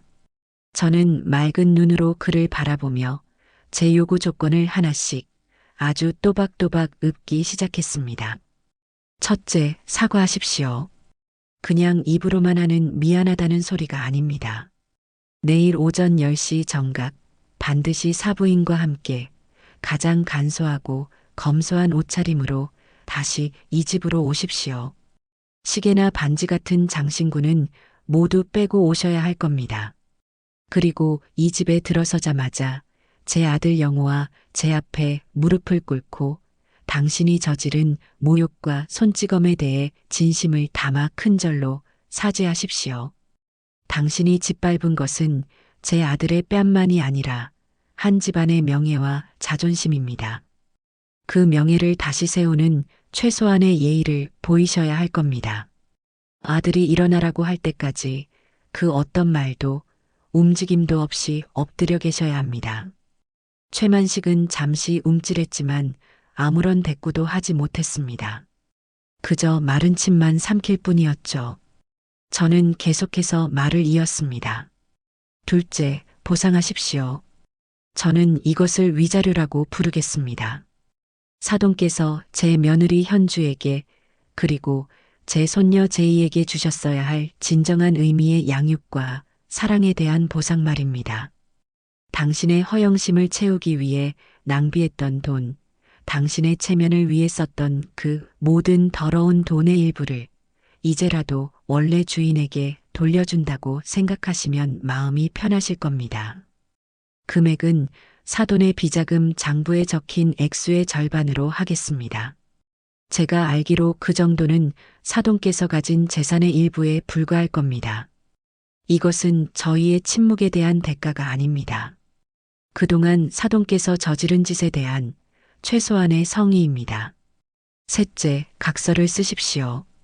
저는 탁자 위에 종이와 펜을 그의 앞으로 밀었습니다. 본인 최만식은 금일 이후 본인의 딸 최연주와 사위 김영호, 그리고 그 가족의 삶에 그 어떤 형태로든 간섭하지 않을 것을 서약합니다. 제1조, 전화, 문자, 방문을 포함한 그 어떤 형태의 연락도 먼저 시도하지 않는다. 제2조, 금전적인 지원, 선물, 혹은 위협 등 직간접적인 그 어떤 영향력 행사도 시도하지 않는다.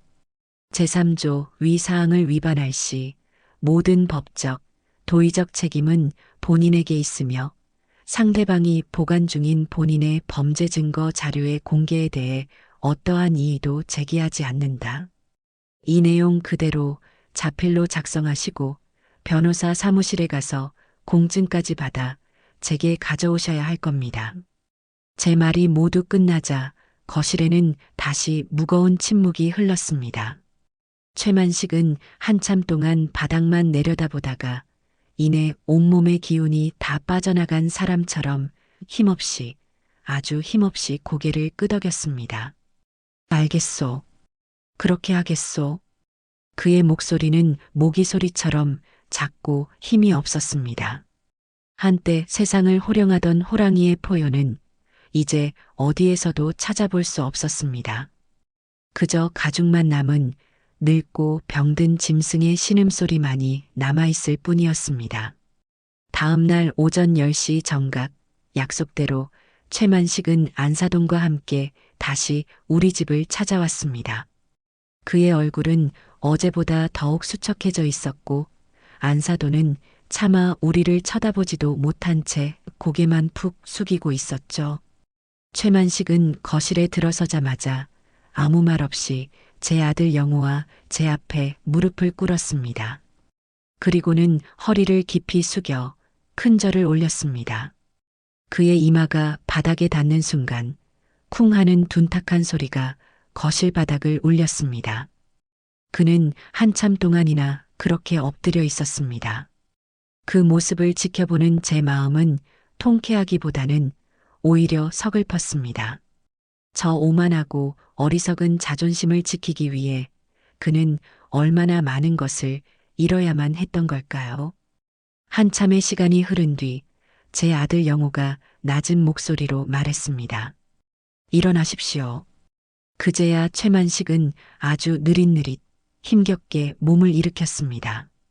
그는 품에서 변호사의 공증까지 마친 각서를 꺼내 제게 건넸습니다. 저는 각서의 내용을 꼼꼼히 확인하고는 조용히 서랍 깊숙한 곳에 넣었습니다. 잠시 후 현주의 휴대폰으로 은행 알림 메시지가 도착했습니다. 현주가 제게 조용히 화면을 보여주었습니다. 그 안에는 현주가 평생 구경도 못 해봤을 만큼 큰 액수의 숫자가 찍혀 있었습니다. 최만식은 마지막 의무까지 모두 마친 셈이었습니다. 모든 것이 끝나자 최만식은 아무 말 없이 자리에서 일어나 안사돈을 데리고 밖으로 나갔습니다. 그의 뒷모습은 완전히 힘을 잃어 금방이라도 쓰러질 것처럼 위태로워 보였습니다. 안사돈은 문을 나서기 전 잠시 뒤를 돌아 저희에게 죄스러운 눈빛으로 고개를 한번 숙이고는 남편의 뒤를 따라 사라졌습니다. 현관문이 닫히고 그 문을 경계로 두 개의 세상이 완벽하게 분리되었습니다. 길고 길었던 전쟁은 마침내 그렇게 막을 내렸습니다. 전쟁이 끝난 뒤 우리 가족에게는 평화로운 시간이 찾아왔습니다. 하지만 그것은 이전과는 완전히 다른 종류의 평화였죠. 더 이상 누군가의 눈치를 보거나 보이지 않는 위협에 주눅들지 않는 온전하고 당당한 평화였습니다. 그 변화의 중심에는 제 며느리 현주가 있었습니다. 모든 것이 정리된 다음 날 우리 세 사람은 거실에 둘러앉았습니다. 어색한 침묵이 흘렀죠. 마치 큰 폭풍이 지나간 뒤에 고요함 같았습니다. 현주의 휴대폰에는 여전히 천문학적인 액수의 숫자가 찍혀 있었습니다. 그 돈은 현실감이 느껴지지 않을 정도로 거대해서 오히려 우리를 압도하는 듯 했습니다. 그 침묵을 깬 것은 현주였습니다. 어머니, 영호 씨, 저 이 돈으로 제 꿈을 시작해보고 싶어요. 현주의 목소리는 작았지만 그 안에는 이전에는 없었던 단단한 심지가 박혀 있었습니다. 물론 카페를 열고 싶어요. 하지만 그저 그런 가게가 아니라 정말로 이름처럼 사람들에게 진짜 쉼터가 되어줄 수 있는 공간을 만들고 싶어요. 그날부터 현주는 완전히 다른 사람이 되었습니다. 이전에 소심하고 주눅 들었던 모습은 온데간데없고 자신의 꿈을 향해 나아가는 열정적인 사업가의 모습만이 빛나고 있었죠. 그동안 막연하게 꿈만 꾸던 일들을 이제는 하나씩 현실로 만들어가기 시작했습니다. 그 첫걸음은 가게 자리를 알아보는 것이었습니다. 우리는 주말마다 함께 발품을 팔았습니다. 번화가의 비싼 상가부터 주택가의 아늑한 공간까지 수십 군데를 돌아보았죠. 어떤 곳은 너무 비쌌고 어떤 곳은 너무 시끄러웠습니다. 지쳐갈 때쯤 우리는 우연히 낡은 주택가 골목 안쪽에서 햇살이 잘 드는 작은 1층짜리 가게를 발견했습니다. 오랫동안 비어있던 듯 먼지가 쌓여 있었지만 커다란 창문과 작은 마당이 있는 꿈에 그리던 바로 그곳이었습니다. 현주는 그곳을 보자마자 여기에요, 어머니. 바로 여기에요. 라며 아이처럼 기뻐했습니다. 가게 계약을 마친 뒤 인테리어 공사가 시작되었습니다.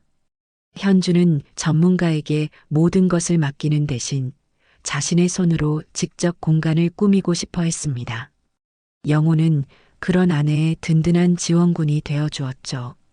퇴근 후에는 곧장 가게로 와서 낡은 벽지를 뜯어내고 서툰 솜씨로나마 페인트 칠을 했습니다. 주말에는 함께 목재상에 가서 직접 나무를 고르고 작은 선반과 테이블을 짜맞추기도 했습니다. 영호의 손은 온통 상처투성이가 되었지만 그의 얼굴에는 웃음이 떠나지 않았습니다. 저 역시 가만히 있을 수만은 없어 매일같이 따뜻한 밥과 간식을 만들어 아이들에게 날랐습니다. 우리는 함께 땀 흘리고 함께 웃고 때로는 의견 다툼을 하기도 하며 우리만의 공간을 차곡차곡 만들어 나갔습니다.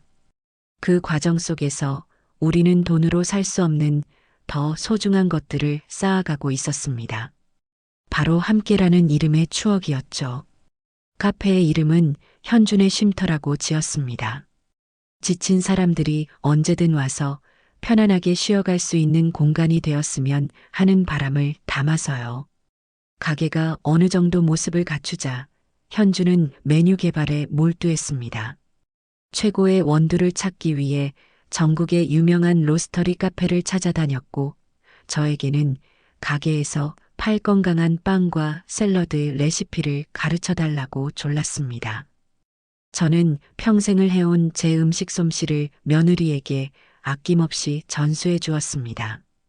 드디어 카페가 문을 여는 날 저는 아침 일찍부터 가게에 나가 아이들을 도왔습니다. 향긋한 커피 향과 갓 구운 빵 냄새가 가게 안을 가득 채웠습니다. 현주는 자신의 이름이 새겨진 단정한 앞치마를 두르고 조금은 긴장된, 하지만 더없이 행복한 표정으로 손님들을 맞이했습니다. 첫 손님이 들어와 여기 분위기 정말 좋네요. 꼭 제 단골집이 될 것 같아요. 라고 말했을 때 현주의 얼굴에 번지던 그 환한 미소를 저는 평생 잊지 못할 겁니다. 카페가 조금씩 자리를 잡아가던 어느 날 저녁, 저는 가게 마감을 돕고 있던 아들 영호를 조용히 불렀습니다. 우리는 갓 내린 따뜻한 커피를 한 잔씩 앞에 놓고 카페 창가 자리에 마주 앉았습니다. 창밖은 어두웠지만 가게 안의 은은한 조명이 우리를 따뜻하게 감싸고 있었습니다. 영호야, 내 어머니, 이번에 아주 큰일을 치렀다. 아주 잘 이겨냈고 나는 그런 내가 무척이나 자랑스럽다. 아닙니다, 어머니. 다 어머니 덕분이죠. 어머니가 안 계셨으면 저는 아직도 그 사람 앞에서 고개도 못 들고 살았을 겁니다. 저는 아들의 말을 가만히 저었습니다. 아니다. 나는 그저 내가 길을 잃지 않도록 등불을 비춰주었을 뿐, 그 험한 길을 두 발로 직접 걸어온 것은 온전히 너 자신의 힘이었다. 하지만 영호야, 명심하거라. 내가 너희들의 전쟁을 대신 치러주는 것은 이번이 마지막이다. 영호는 의아한 표정으로 저를 바라보았습니다. 나는 이제 늙고 힘없는 내 어미다. 언젠가는 너희들 곁을 떠나겠지. 그러니 이제부터는 내가 너의 가족을 지키는 장군이 되어야 한다. 시장 바닥에서 내가 배운 게 뭔지 아니? 내 자리를 지키려면 나보다 힘센 놈에게는 고개를 숙일 줄도 알아야 하지만 내 것을 빼앗으려는 놈에게는 이빨을 드러낼 줄도 알아야 한다는 거다. 나는 평생을 그렇게 너를 지켰다. 이제는 내 차례다. 적이 누구인지 꿰뚫어 볼 수 있는 지혜로운 눈과 어떤 위협에도 맞설 수 있는 단단한 갑옷과 사랑하는 이들을 품어줄 수 있는 따뜻한 마음을 가져야 해. 너는 이제 내 아들이기만 한 것이 아니라 현주의 남편이고 제2의 아비니까 그 무게를, 그 책임을 피하지 말고 당당하게 짊어져야 한다. 제 말에 영호는 아무 말 없이 고개를 숙였습니다. 그의 어깨가 미세하게 떨리는 것이 보였습니다. 잠시 후 아들은 고개를 들어 저를 바라보며 말했습니다. 그의 눈에는 눈물이 그렁했지만 그 눈빛은 그 어느 때보다도 굳세고 맑았습니다. 네, 어머니. 명심하겠습니다. 제가 얼마나 어리석고 나약했는지 이제야 알겠습니다. 다시는 어머니께서 저 때문에 싸우시는 일이 없도록 제 가족은 이제 제가 제 목숨을 걸고 지키겠습니다. 제가 더 강해지겠습니다. 아들의 손이 제 손을 굳게 잡았습니다. 그 뜨거운 온기 속에서 저는 제 아들이 이제 진정한 어른으로, 진정한 가장으로 거듭났음을 느낄 수 있었습니다. 놀라운 변화는 또 있었습니다. 한동안 소식이 없던 안사돈이 어느 날 조용히 현주의 카페를 찾아온 것이었습니다. 안사돈은 가게 입구에서 한참을 망설이다 조심스럽게 안으로 들어섰습니다. 그녀를 발견한 현주는 잠시 놀란 듯했지만 이내 카운터에서 나와 어머니에게로 다가갔습니다. 그리고는 아무 말 없이 수십 년의 세월 동안 하지 못했던 따뜻한 포옹으로 어머니를 맞이했습니다. 안사돈은 딸의 품에 안겨 한참을 소리 없이 울었습니다. 그 눈물은 사죄와 회한, 그리고 새로운 시작에 대한 희망이 뒤섞인 눈물이었습니다. 그날 이후 안사돈은 바깥사돈과 별거에 들어갔다는 소식을 전해왔습니다.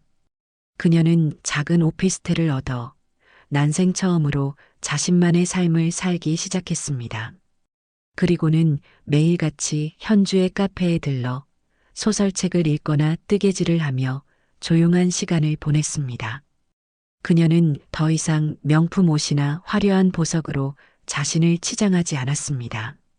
하지만 편안한 옷차림으로 조용히 책을 읽는 그녀의 모습은 제가 기억하는 그 어느 때보다도 우아하고 평온해 보였습니다. 현주와 안사도는 그동안 못다했던 수많은 이야기를 나누며 상처 입었던 모녀 관계를 조금씩 아주 천천히 회복해 나가고 있었습니다. 저는 그 모습을 보며 한 사람의 용기가 얼마나 많은 것을 바꿀 수 있는지 다시 한번 깨달았습니다. 박갓사돈 최만식의 소식은 간간히 바람결에 들려왔습니다. 그의 회사는 결국 부도를 이기지 못하고 헐값에 다른 회사로 넘어갔으며 그는 모든 것을 잃고 경기도 외곽의 작은 빌라에서 칩거하고 있다는 소문이었습니다. 이제 그는 더 이상 우리 가족에게 어떤 영향력도 미치지 못하는 과거의 망령일 뿐이었습니다. 시간이 흘러 계절이 두어 번 바뀌고 현준의 쉼터는 동네에서 제법 이름난 명소가 되었습니다. 현주의 따뜻한 미소와 영호의 든든한 지원, 그리고 제가 텃밭에서 직접 길러다 주는 신선한 채소로 만든 샐러드 덕분이었죠. 저의 하루는 이제 이른 아침 텃밭을 가꾸는 것으로 시작되었습니다. 흙을 만지고 싱싱하게 자라나는 채소들을 돌보는 일은 제게 큰 기쁨을 주었습니다. 이 채소들이 곧 며느리의 카페에서 맛있는 샐러드가 되어 손님들의 입을 즐겁게 해줄 거라 생각하면 호미질 하나에도 힘이 솟았죠. 오후에는 손녀 제이와 함께 시간을 보내고 느지막이 며느리의 카페에 나가는 것이 제 새로운 일과가 되었습니다. 카페에 들어서면 언제나 향긋한 커피 향과 함께 현주의 밝은 목소리가 저를 맞이해 주었습니다. 어머니 오셨어요? 하고 달려와 제 팔짱을 끼는 며느리의 모습은 이제 너무나 자연스럽고 사랑스러웠습니다. 저는 창가 가장 좋은 자리에 앉아 현주가 특별히 만들어주는 진한 대추와 생강을 듬뿍 넣은 차를 마시며 여유로운 시간을 보내곤 했습니다. 어느 화창한 가을날 오후였습니다. 저는 여느 때처럼 카페 창가에 앉아 뜨개질을 하고 있었습니다. 창밖으로는 울긋불긋한 단풍잎이 바람에 흩날리고 있었고 가게 안에는 감미로운 음악과 사람들의 나지막한 웃음소리 그리고 고소한 커피 향이 가득했습니다.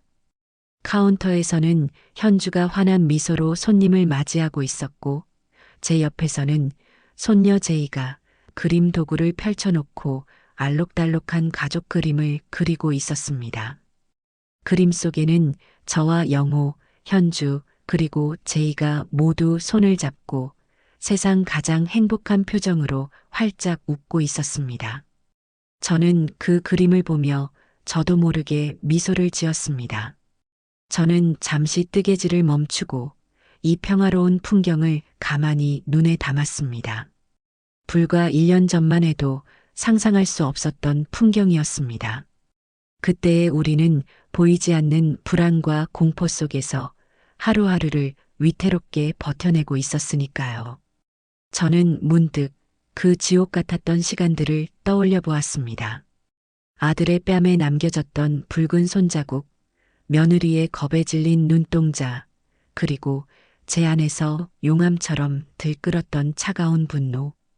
그 모든 것들이 이제는 아주 먼 옛날 이야기처럼 마치 다른 사람의 이야기처럼 아득하게 느껴졌습니다. 저는 그 지독한 싸움을 통해 많은 것을 깨달았습니다. 진정한 힘이라는 것은 남들보다 더 많은 돈이나 더 높은 지위에서 나오는 것이 아니라는 것을요. 그것은 부당한 것을 묵묵히 참아내는 인내심에서 나오는 것도 아니었습니다. 진정한 힘은 잘못된 것을 잘못되었다고 당당히 말할 수 있는 용기, 내 가족과 내 삶을 지키기 위해 기꺼이 세상과 맞서 싸울 수 있는 결단력에서 나온다는 사실을 말입니다. 저는 평생을 시장 바닥에서 억척스럽게 살아온 이름 없는 할머니에 불과했지만 제게는 세상 그 무엇보다 소중한 가족이 있었고 그들을 지키기 위해서라면 저는 지옥불에라도 뛰어들 준비가 되어 있었습니다. 그리고 저는 결국 이겼습니다. 그때 카페 문이 딸랑 소리를 내며 열리더니 시장에서부터 알고 지내던 이웃 할머니 한 분이 들어왔습니다. 저와는 꽤 가깝게 지냈지만 남의 말하기를 좋아하는 성미를 가진 박 여사였죠.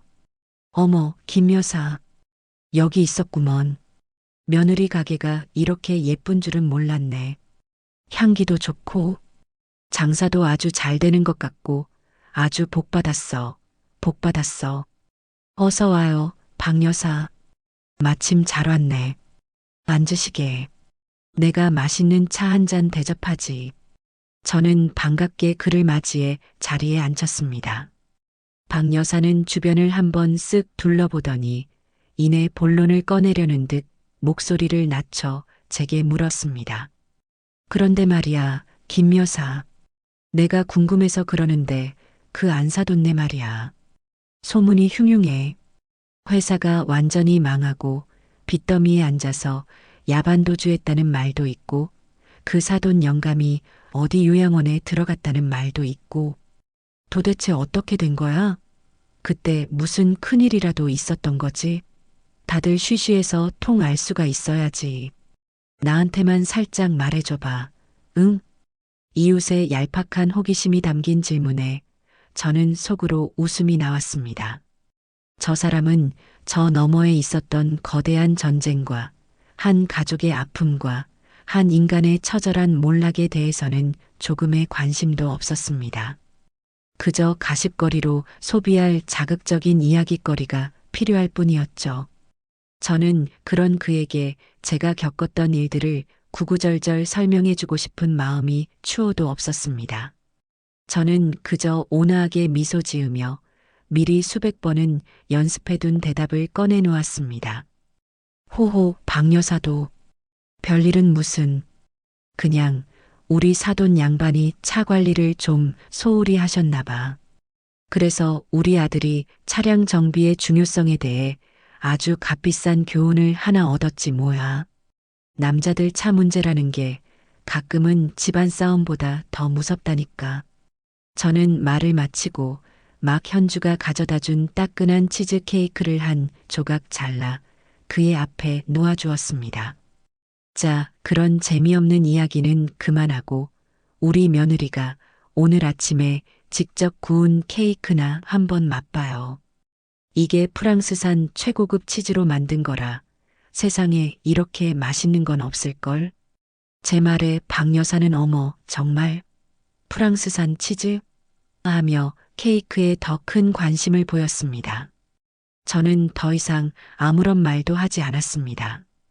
구구절절 설명할 필요가 없었죠. 제 승리를, 우리 가족의 행복을 증명하는 것은 말이 아니라 바로 눈앞에 펼쳐진 이 평화로운 풍경 그 자체였으니까요. 박 여사가 돌아가고 카페에는 다시 평온이 찾아왔습니다. 저는 창밖을 바라보았습니다. 카페 유리창에는 어느새 희끗희끗해진 제 머리카락과 세월의 흔적이 새겨진 제 얼굴이 비치고 있었습니다. 그리고 그 제 얼굴 위로 그 뒤편에서 행복하게 웃고 있는 제 아들과 며느리, 그리고 손녀의 모습이 따뜻하게 겹쳐 보였습니다. 제 인생 참으로 맵고 짜고 시고 쓴 온갖 맛이 다 나는 삶이었습니다.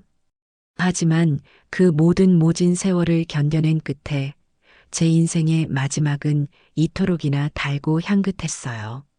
이만하면 아주 시원하고 아주 성공적인 삶이 아닙니까? 저는 더할 나위 없는 평온함을 느끼며 조용히 제 앞에 놓인 국화차를 한 모금 마셨어요. 그 향기가 제 마음속 깊은 곳까지 따뜻하게 채워주는 듯 했습니다.